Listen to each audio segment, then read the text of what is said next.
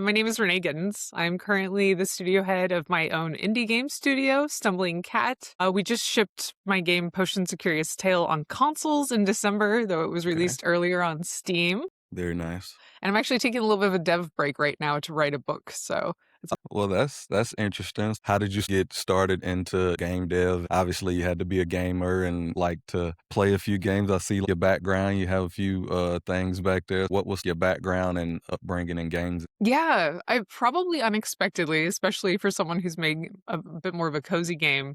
I grew up with first person shooters. Okay. Yeah. So my dad was big into first person shooters, and that meant that my first ever game was Wolfenstein 3D. Oh, okay. Yeah. Yeah, All and right. then Doom, and then Duke Nukem 3D, and then Oh, I Duke got Nukem. Pokemon Yeah. Yellow. So Okay. Yeah. yeah. Yeah. Those some good ones right there. Because of that, I think the game that really changed how I viewed games in general was the original Half-Life being such like an amazing immersive game where, all the puzzles inside of it were Mm-hmm. actually part of the world and story and not just like go find a red button.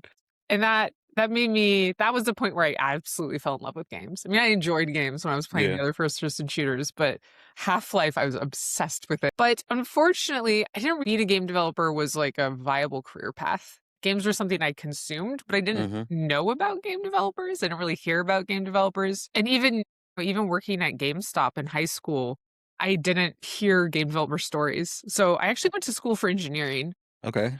with the intention of becoming a biomechanical engineer. And that is how I started my career in biotech as an industrial design and a system design engineer. But my senior year of college, I was kind of like an avid cosplayer. So I was writing game guides and cosplaying, and I ended up meeting some video game developers. And I went and toured their studio and talked with them and was like, oh my gosh, I found my people. Oh Yeah. no, I didn't get a CS degree. So I started in biotech while also starting to teach myself programming. And then in biotech, I was actually able to switch over to the software team while also starting to moonlight for indie game studios. So I was working as a producer, and then as a producer and server developer for a local indie studio for free. It was pro bono.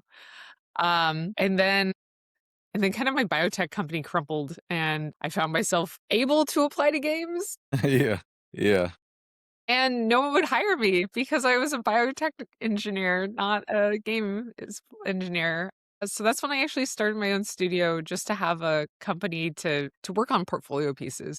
And one of those very first portfolio pieces was a game that I called Potions. And then I went from a portfolio piece to something more significant. I kickstarted it and started a many, many years process of making that game while Yeah. also trying to figure out how to pay my bills within the games industry. So once I started that, I was working on networking and stuff and was able to connect with other people, found some contract roles, connect with the IGDA, finally found some full-time positions. And at the end of my career for other people, I was actually the general manager of Phoenix Labs Vancouver, creators of Dauntless and Fae Farm. So I had 155 people at my studio. Yeah. Yeah. So, I mean, you got all kinds of experience. I mean, you have the indie experience, the AAA experience, and I mean, I guess the experience of having no experience whatsoever. But that's Yeah. an interesting sort of path to take, I guess. I guess so. And what were you writing? I mean, you say you were cosplaying and, writing different things. Like, what ideas were you kicking about then? Like, are those basically just the ideas that you're sort of manifesting now, or is it like a little Oh, different, or what? yeah.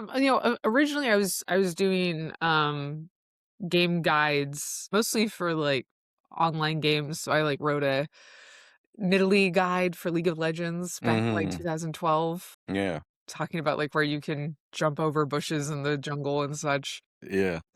I actually ended up getting a freelance journalist gig while I was figuring out stuff. Mm. So I wrote on all sorts of topics, some critiques of aspects of games, some personal experiences of just being a woman in games. I eventually ended up writing white papers as well. So I've Okay, yeah. written things like positive, how to like cultivate positive work culture, how to do inclusive design and development, social virtual reality best practices, things like that. And I was even the marketing coordinator for Xbox Games with Gold before it was Okay. rebranded to Games Pass, and so I wrote a Huh. bunch of marketing copy even.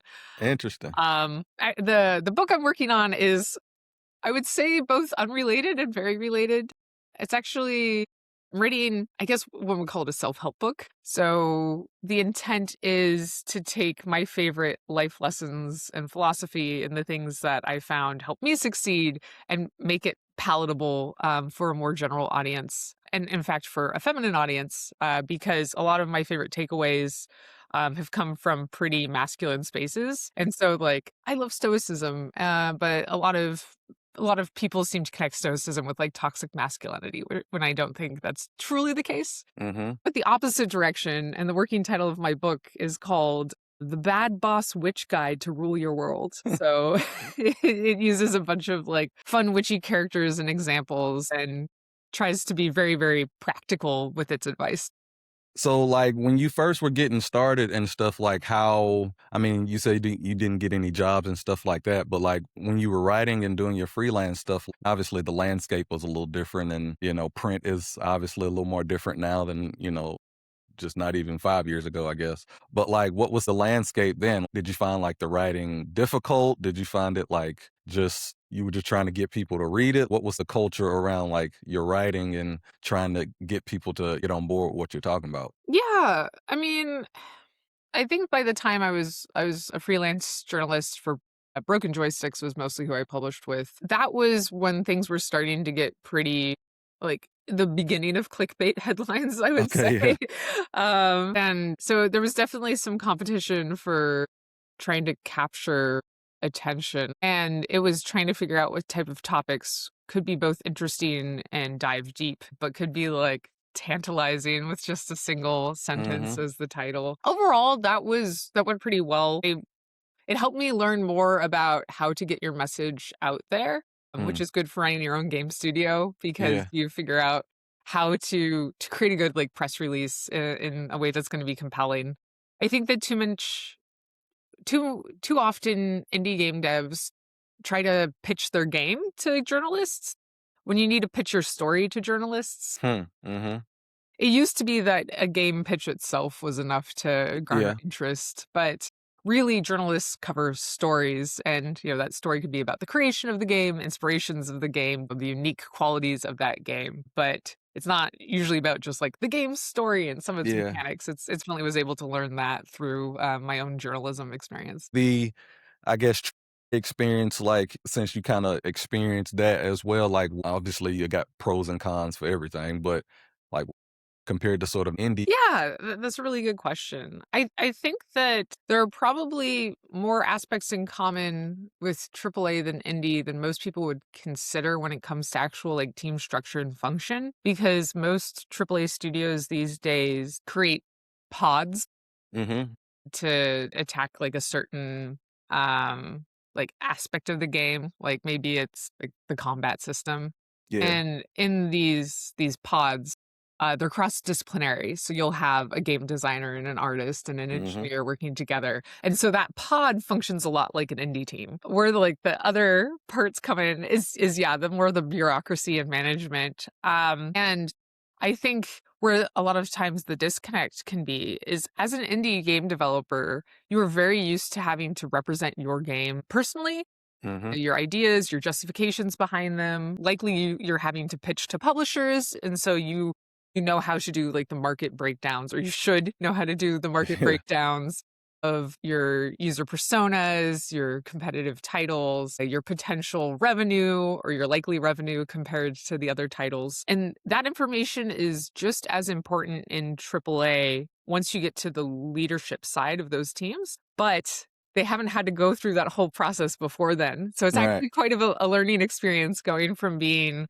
a member of a AAA team to a leader of a AAA team. And then suddenly you're having to figure out like, oh, okay, I need to like justify to my boss or my boss's boss the expenditure on my team for my game. Yeah. Because the way that AAA studios often survive, not always, is they are working on multiple projects and building out which ones are going to then be best. So they're Mhm. frequently cutting internal projects and then selecting the ones that are competing the best. And yeah, that was interesting. And it's also really hard because you occasionally see people really, really invested in their game idea, Mhm.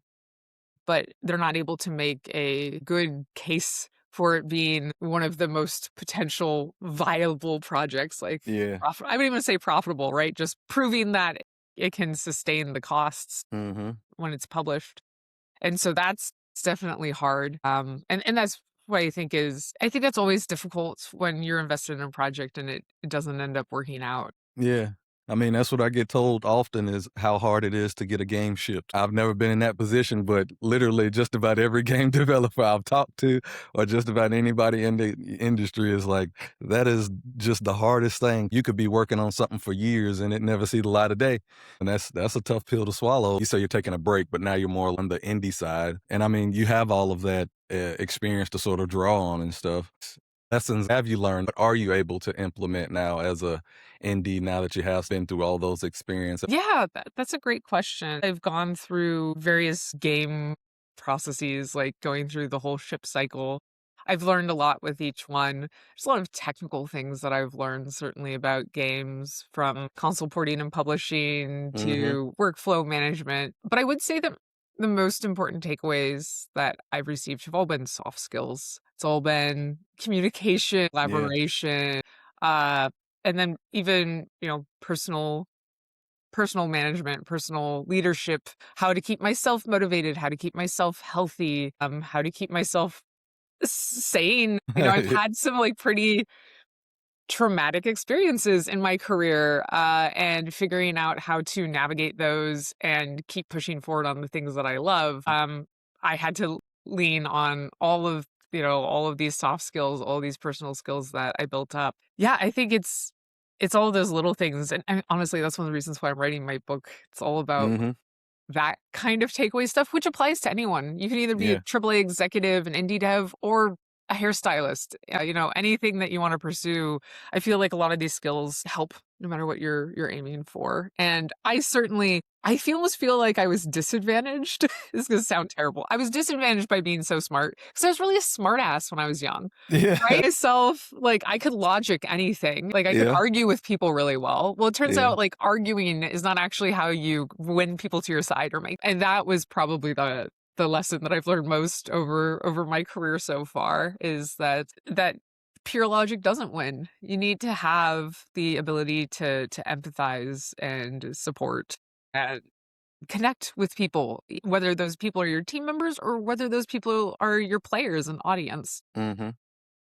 Especially right now in today's age where everything is so algorithmic and fake and hidden ads and everything, being able to honestly connect with people is so much more important and helps you both connect and succeed because that authenticity is super valuable. Yeah. You said that was able to get a game to console, which I know I've been told is very difficult. I would like to hear, more about the process of obviously, getting the game to Steam and all that stuff, but then also getting it ported to console. As someone who is just now getting into PC gaming, so I've been all console for most of my life. Just talk about the process and how difficult I guess it is to actually get a game through all of those processes and phases and stuff. Yeah, absolutely. I will do my best. A lot of it is NDA'd, right? Right. But I think I can talk about generals. So when it comes to getting a game to Steam, let's say, just to PC, which generally tends to be Steam, there are certainly things that you need to do and implement, but a lot of them are optional. You don't need to have a save system. If you do, there's a lot of different ways to implement it, and you can sort of do what feels best. Mhm. Your game runs directly on the player's computer. It can save files there. It is relatively easy. And the publishing process, Steam actually has a bunch of different ways to upload your game. They have sort of like a bash command sort of stuff you can go through. And they also even have like some online tools now for smaller files. And that is relatively straightforward. I think the difficult parts are like setting up a convincing Steam page and bug checking and then figuring out your marketing, but from like a technical side on publishing to PC, it is quite straightforward. You'll run into little issues here and there. You'll definitely screw up. I lost all of my players save files once, so that was fun. The things that you do I like mean, that. Yeah, hey. there's a Steam setting where you could turn on cloud saves, right? And so I have a demo copy of my game and the full copy, and my save files work for both. So it allows you to play the demo and bring your saves fully over into the main game without having to restart. The way that I set up the cloud saves was the demo copy was pointed at the main game. And so that way all of your demo saves would save right into like the main game's Mhm. structure. But since I hadn't practiced cloud saves, I actually had the cloud saves turned off on the full Man. game. And I thought because the demo game was pointed at the full game that the demo saves would be off, but that was not the case. So the demo cloud saves were enabled. And so then when I turned on the cloud saves for the full game a week after launch, anyone who had played the demo automatically had their main game saves overwritten by the cloud Uh, saves from the uh-huh. demo. Yeah. Yeah. Yeah, so it took us about 24 hours to make a save recovery tool, which went through all of the like additional files on the game, like all the log files. I was able to rebuild players' saves like Well, 95%. I mean, I guess, but a good part of that story, now you have a recovery tool that We do you have a yeah, recovery I tool mean, now, so yeah. now you don't even have to worry about that. So, I mean, I guess that sort of worked itself out Yeah, it's 'cause not a 100% recovery tool. Shouldn't yeah, I think I've disabled it again since, pretty much everyone who lost their saves had it recovered by now. But, it was stressful. That was a period that was uh-huh. really stressful. I don't think I've Yeah. ever felt a worse pit in my stomach than having lost a bunch of saves for players. But then when it comes to consoles, it's very different. I mean, now on Steam, you pay like $100 and you can get your game, approved. For consoles, there's usually like a whole application process. You need to like pitch your game and like you have to document what your game is. You even have to maybe even justify the members of your team, saying like proving that you're capable enough to get the technology and then use it to get the game on console. Like you can't even just come in with a game pitch sometimes. Sometimes you actually have to pitch who's even going to be working on it. Dang. And so that approval process can be slow. And then you have to get your dev kits, and those can be quite costly because they cost much more than consoles do.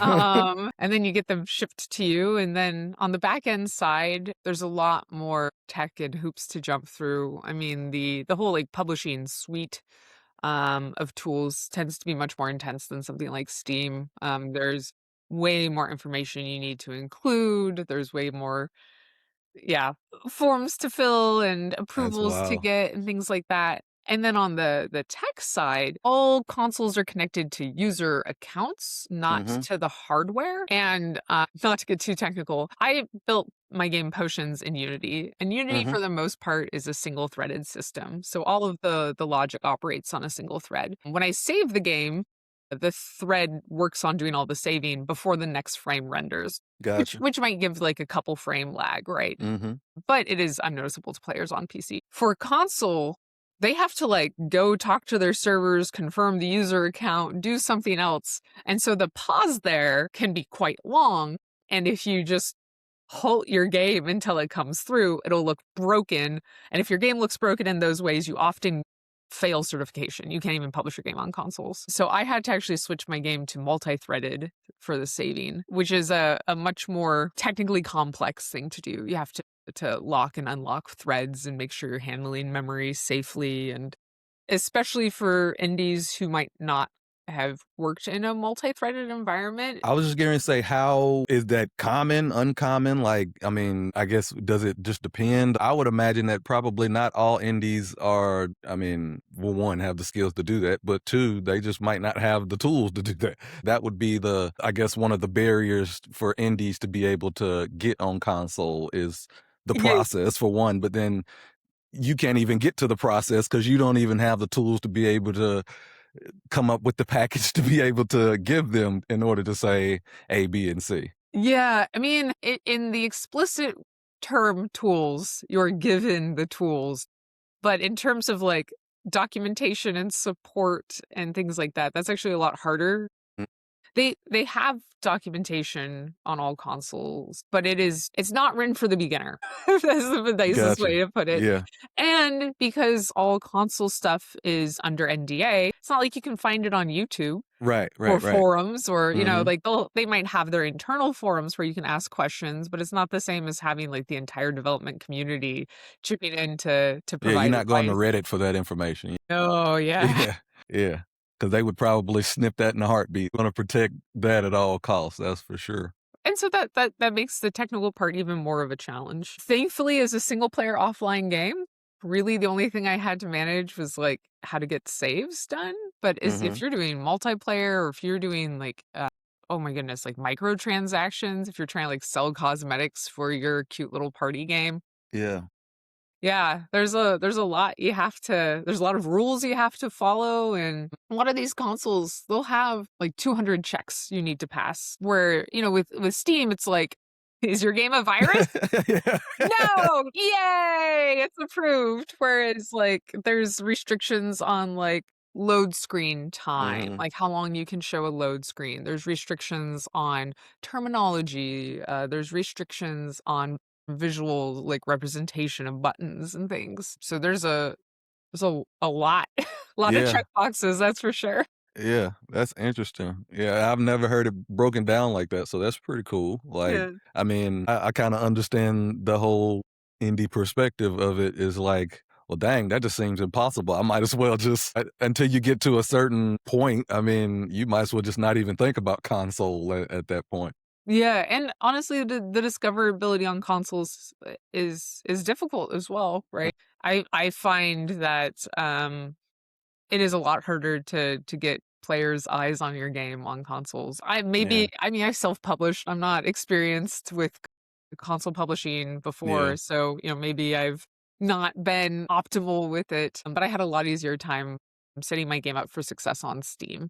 But Mhm, again, with the lack of NDAs on Steam, you have, like, Chris Sarkowski and How to Market a Game and Game Discover Co. and a mhm. bunch of other professionals just putting out free advice. What is your feel on the game industry and game development and stuff? Obviously, it's kind of in a weird spot right now. People, a lot of jobs being lost and a lot of turnover and technology and all that stuff. Games are getting more expensive. Everybody's waiting on Grand Theft Auto. It's like just different things going on right now. Like, what is sort of your feel on the industry as a whole? Yeah, I know the games are in a really rough place right now. For better or for worse, I really don't think it's due to AI and Gen AI. Hmm. I think it's mostly due to poor business decisions made around the COVID-19 pandemic. The games industry really exploded in growth, and a lot of companies treated that as it was going to be continuous growth, and not face a correction. And so, as we saw the corrections come in, that's really when the layoffs started. And because of those corrections, we've seen a lot less investment in the game space and a lot of studios, most studios, 98% of studios, I would say, subject to success based on their ability to get outside investment. Hmm. Hmm. And so when money's not coming in from investors, it becomes a lot harder to make games. And so that's why I think we're seeing a lot of these layoffs. I don't think that, I mean, the games industry in terms of like overall revenue has still continued to grow year Oh over year, yeah, that's right? going through the roof. Yeah. Yeah. But it is now really hard if you can't self fund to just find money to make a game. Yeah. Um, And I mean, how many companies can actually do that? I mean, there's literally like only a handful have the money, and it's obviously the companies with the biggest games usually every year. Obviously, I have bias here. I am an indie developer who decided to self publish and not work with publishers, even when I had multiple publishing offers. Mhm, And that is because I feel that it can be very advantageous and to maintain the full rights over your IP and its profits, and that you can be taken advantage of otherwise. The best way that I try to explain it is, okay, imagine you're a publisher and you're publishing 10 games and you want all of them to succeed, but it's coming to time to market and all 10 are shipping at the same time. Well, one of them, for every $1 of marketing you put in, you get $3 out. And the rest, for every dollar marketing you put in, you get maybe like a buck 50 out. mhm. What are you going to do with your money? Are you going to Right, spread it evenly between those 10 games? Or are you going to put right. it all into the one that gets the best returns, and all of the other, like the other 9 games, are going to suffer from not having marketing, but it's only Do you that care? Yeah, yeah, I you mean, care, right? yeah. And I mean, that's really the threat with working with a publisher because, yeah, they want you to succeed because they make money off of you succeeding. And if somebody else that they're publishing is going to make more money, they're more likely to turn their fire hose of money into that. And and you might not be able to pay your bills afterwards, because you're going to be splitting those profits once they recoup. And if they think that they can make more profit elsewhere, they're not necessarily going to invest as much as you might have personally in ensuring your success. So my recommendation is to self-publish. Self-publish Yeah. is great. Self-fund, self-publish if you can, but it's hard to do, and it's certainly hard to make a big team doing that. I've had people say like, "Oh, how many people are on your team right now?" While I'm writing this book, I am sort of spinning up my next game, Mhm. but I'm just working with my husband right now. He's working on a bit of a tech stack while I'm writing my book, and then we have pages of documentation, and we're not really looking to hire anyone because as soon Okay. as you hire someone, at least to me, I feel like I have an obligation to keep that person's livelihood steady and supported, and that's a really big obligation, especially with how unstable everything is. Yeah. I don't feel bad if my husband and I have to eat beans and rice for a bit because of a game Yeah. that we love, but I can't do that to somebody else, Mm. and yeah, I think that for me, that's one of the reasons why we're gonna stay as small as possible, as long as possible, so that when we do grow, we can justify fully and properly supporting whoever we bring onto the team. Because I'm willing to sacrifice a lot for my game, but nobody else should have to do Right. that for me. When it comes to the health of AA and AAA, I think it depends on who they're working with, who's supporting them, who's publishing them. I know that Microsoft, for example, has, consumed a lot of development teams, Mhm. and now they're not as hot on games. Like, I think Yeah. that's a really scary place to be for those teams, and, I hope that Microsoft continues to support them wholeheartedly, and I would feel so anxious. Nothing against Microsoft. Well, I wouldn't wanna be in that position. I mean, no matter if it's still kinda good or not, I mean, who's to say that won't change tomorrow, you know? So Exactly. And with, like, Microsoft, they similarly have a publishing fire hose, except for Mhm. they can turn that towards video games and get less money out, or they can turn it towards Microsoft, Yeah, whatever like, they Office actually products. make their money Yeah. on. Well, and when there was the leak of those financial documents, that's basically what Microsoft said. They're like, "Yeah, our Mhm. games business is profitable, but our other businesses are more profitable. So why should we spend money on games when we can make more profit on our other businesses?" Mhm. Capitalism.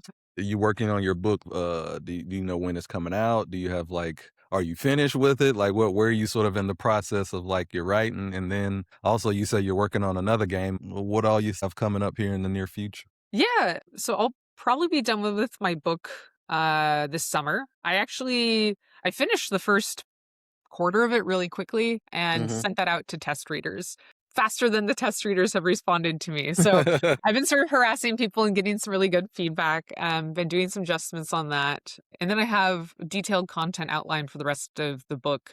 I'm really just refining the tone and writing approach to make sure Mhm. that it's, like I said, like digestible, whimsical and digestible and fun and engaging. Yeah. Self-help can be kind of dry or feel lectury, and I'm trying to Mhm. avoid that. So, Yeah. hitting that right tone is important to me. Yeah, but I think I'll probably be done with it in like 2 months Oh. for at least the first pass. Then I will need to Mhm. do edit passes, working with the publishers, etc. When it comes to the game that I'm working on, intentionally not having a timeline on that, but I can tell you the pitch for it if you're curious.